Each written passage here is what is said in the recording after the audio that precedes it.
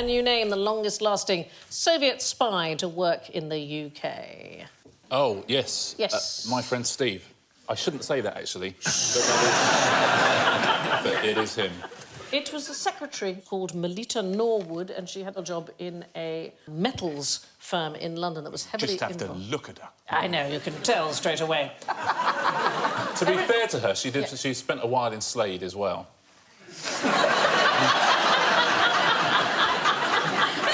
Doesn't she look a bit like Richard, though? She worked in a metals firm that was heavily involved in Britain's atomic project, and every night she used to open her boss's safe and she used to photograph the contents, and thanks to her, the Soviet Union were able to test their nuclear weapons much sooner. And she was discovered as a spy in 1999 when she was 87 years old, and the authorities decided there was no point in prosecuting her. One of the least effective spies, Britain's Michael Bettany, hired by MI5 in 1982. He once tried to dodge a ticket on a train while drunk, and when a guard chased him, he shouted, "You can't arrest me, I'm a spy." It's so easy to overestimate the efficacy of the double bluff, isn't it? Yes. Well, he later tried to get in touch with the KGB to sell them some documents, and the KGB thought they were being set up, and they informed MI5 of his treachery. So he was just rubbish. Look, that is the worst Buddy Rabbit you've ever seen.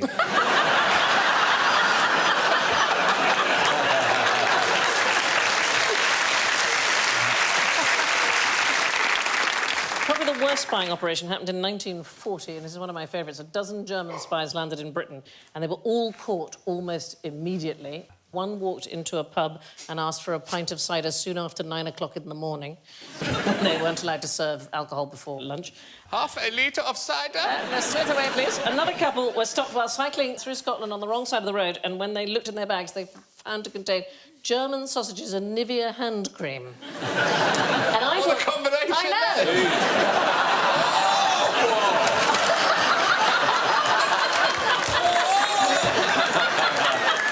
It's 9 o'clock in the morning! I've had a cider, Hans. What was James Bond's job? He was a secret agent. Is that what you want? Yeah. No, in the British Secret Service, an agent is an informant to what Bond was, which was an intelligence officer. You know how he got the job, Sean Connery? He went for the audition and then he walked away and the producers watched him out of the window. And Fleming. Fleming was present. And Ian Fleming, I was about to say that. Ian Fleming was present. And he walked away and they said he walked like a panther. Yep. Which, when you think about it, would be on all fours. Yeah. And would make him look like a ruddy lunatic. Not the sort of man you want botching up the schedule on an expensive film. Oh, look at him, he's doing it again. Sean, please, get up. There are no chestnuts down there, Sean, baby. But, no, he does have a fabulously lithe walk, didn't he? What's the difference between your walk and your gait? Is it the same thing? Not exactly, is it? The gait is the sort of picture, the angle, it's the signature of your walk. You can recognise someone by their gait. Can your gait be when you're They stood can be still? still. I recognise Herb, I heard gait.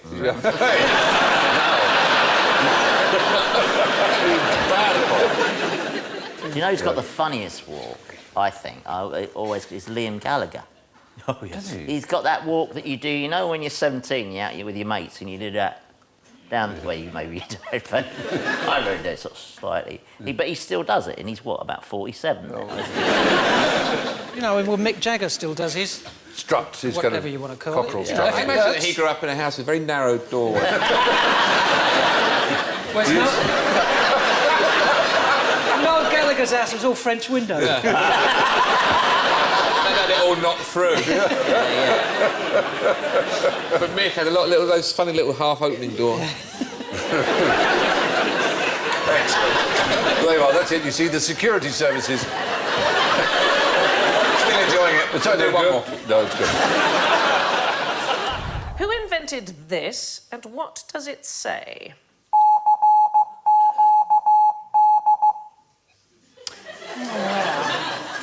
I'm going to have to say Morse, aren't I? You are going to have to say Morse, I think it is that. It's probably the most famous Morse code signal ever sent. SOS? Is it 3 dots and 3 dashes? No, it's CQD that is being sent. It's the Marconi distress message that was sent from the Titanic. People now say it means come quick drowning, but that's what you call a backronym. In fact, CQ was for the French sécurité, and then Marconi added the D for distress. So we have a distressing security issue. But the issue about Morse code is that it isn't really a code and that Morse didn't really invent it. It involved transmitting numbers, Morse code, which you then looked up in a special dictionary to see what word they represented. And it was Morse's colleague, this man here, Alfred Vail, who came up with the idea of using letters and assigning dots and dashes to each one. So probably Morse code should be called Vail's code, but actually it should be Vail's cipher. So we had a letter from a QI viewer, Phil Boyd, and he pointed out that a code replaces whole words with symbols and a cipher replaces individual letters. So strictly speaking, Morse code ought to be called Vail's cipher. Who first cracked the Enigma code? Yes. Was it the Poles? Top man! Absolutely right. You're a good soul. Yep. There's a general feeling that we did all the work, but in fact it was a Pole in 1932, as early as that, who first cracked how an Enigma machine worked. But in the late 1930s, the Germans changed the way they worked, so that I think there was something like 364 billion possible settings each day to the daily code. Now, that's not something you could guess. But the first one to crack it in the beginning to see how it worked was a young Polish mathematician called Marian Rejewski. And if you ever go to Bletchley Park, and I do urge you to do so, there is a splendid statue to him. And Have they got a good shop there? they have a very nice shop. They also have a museum of computing, which I know would excite you almost. Oh, indeed. Indeed, I can... Already moist. I mean, it is well established. The work on Enigma did do a great deal to hasten the end of the war. Eisenhower estimated that it shortened the war by 2 years, which is hundreds of thousands of lives. So it was an extraordinarily important thing that these boffins got together. But how do you think they were first brought together at Bletchley Park? What was the first move the government made to assemble the boffins? Singles club. It was almost that. It was a telegraph crossword competition. Especially fiendish telegraph crossword. And the winners were sent letters saying, you might be our kind of chap. But anyway, they then soon became aware that having people who knew that cart horse was an anagram of orchestra was not going to win them the war. They needed really great mathematical minds. It's when the world changed, isn't it? It's when the world changed. It'll be fascinating conundrums that the Nazis will set us. But We'll have to find clues and follow them. No, you just need a supercomputer.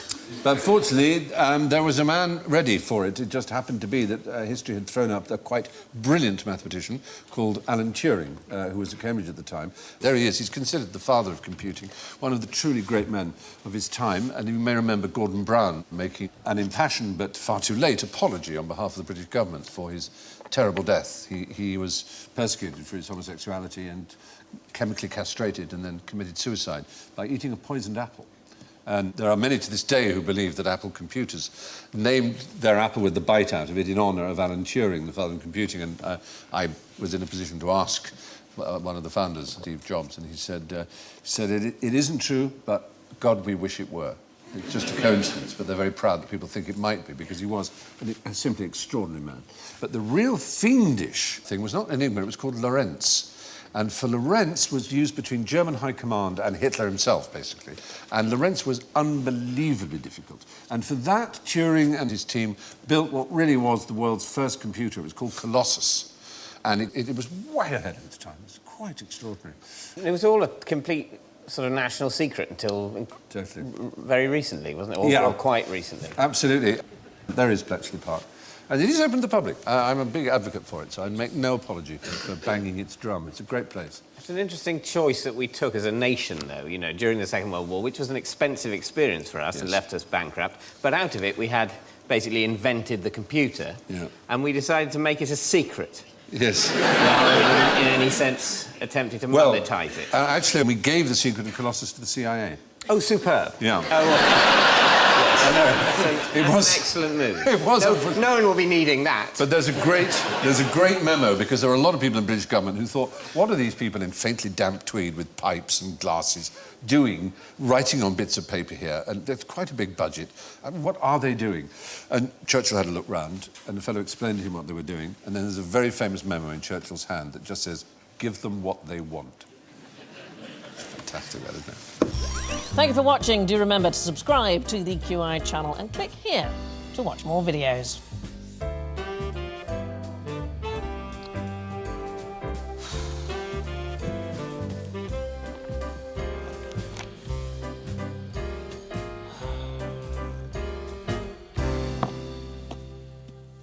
Well, please, come on, pick something.